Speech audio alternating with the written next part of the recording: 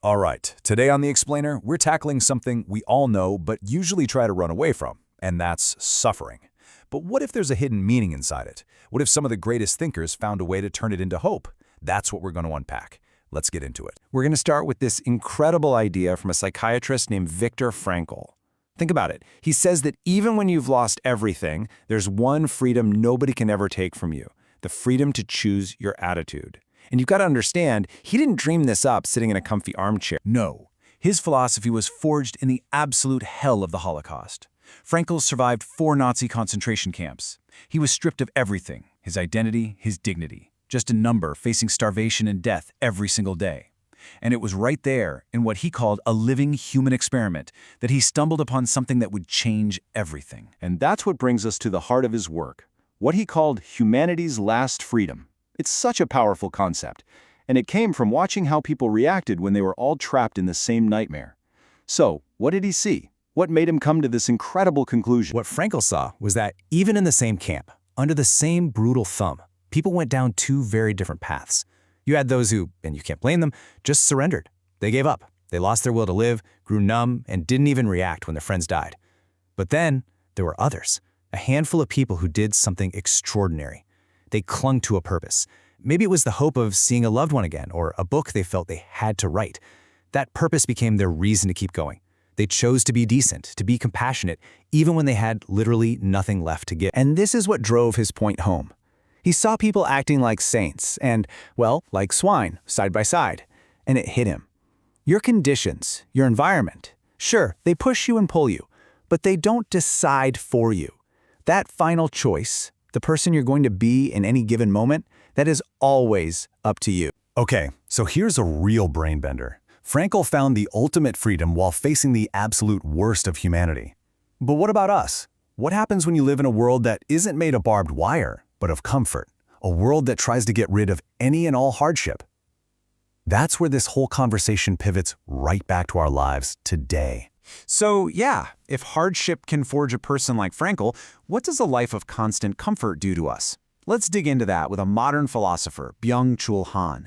He's got this idea that our obsession with avoiding pain is leading us down a really dangerous path, with consequences we don't even see coming. Han has a name for this: algophobia.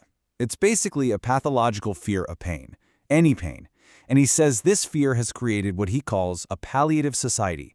Think about it like this: our whole culture is acting like a giant painkiller, trying to numb us and smooth over anything that feels even slightly uncomfortable or difficult. And you can see the symptoms all over the place, right?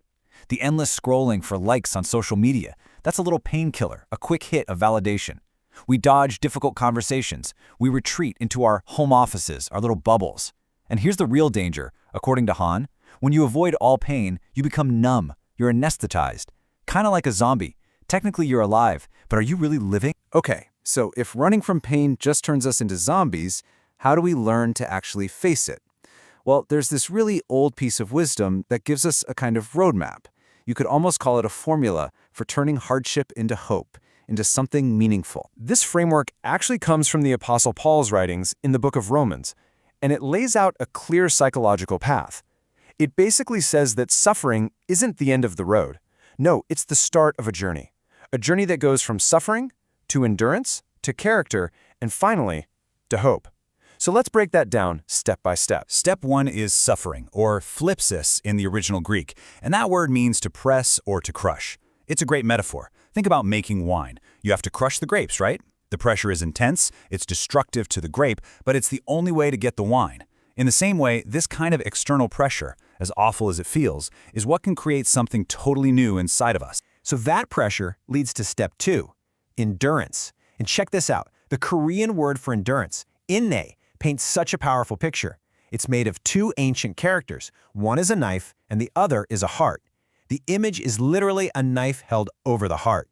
So endurance isn't just gritting your teeth and waiting. It's an act of courage. It's about actively bearing something that feels unbearable, withstanding that sharp point without break. And when you can do that, when you can endure, you get to step 3, character. The Greek word here is dokime, which means something like proven quality. It's the quality something has after it's been tested. It's like gold that's been through a fiery furnace. The fire burns away all the junk, and what's left is pure, refined, and strong. That's what this process does to us. It forges a character that's deeper and way more resilient. Okay, so the pressure of suffering leads to endurance, which builds that tested, proven character. And all of that culminates in the final step, the outcome of this whole process. And that outcome is hope. The Greek word is elpis. And we're not talking about just wishful thinking, like, I hope it doesn't rain. This is a deep, tough, resilient kind of joy. It's a hope that comes from being tested to your limits and realizing you didn't break. And this leads us to maybe the most important idea of all. This journey isn't something you do alone. Its real power, its real meaning is found when we walk this path with other people. This brings us back to Byung-Chul and his Palliative society. He says that when we build a world with no friction, no discomfort, we actually lose the ability to connect with another person, to really truly see them. We have to risk that fear of the other. We have to be willing to feel a little uncomfortable, because that's the only way to get close enough to understand their reality. And that includes their pain. And the poet Park Noh-hae just captures this so beautifully. He wrote that the world feels a little lighter today because one more person decided to share in its pain and sorrow. I mean, think about that. Maybe our real purpose isn't just about getting through our own stuff. Maybe it's about choosing to help carry the load for someone else.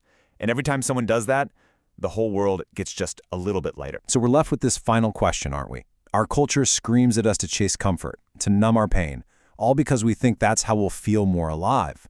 But everything we've looked at today, from Frankl and the camps to this ancient wisdom, it all points in the exact opposite direction. What if facing our pain, finding its meaning and helping others carry theirs, what if that's how we actually learn what it means to be truly, fully alive?